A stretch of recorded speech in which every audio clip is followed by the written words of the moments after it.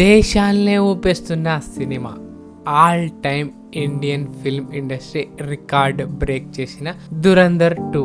కానీ పుష్ప 2 రికార్డ్స్ అలానే ఉన్నాయి.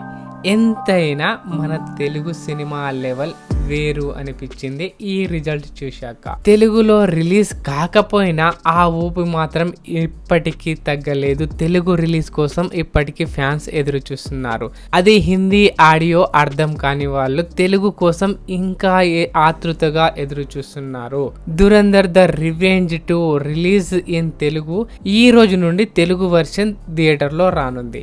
ఎన్నటికైనా బాహుబలి 2, KGF 2, పుష్ప 2 తర్వాత దురంధర్ 2 ఈ సినిమాలని బ్రేక్ చేసే సినిమా ఇప్పట్లో రాదు.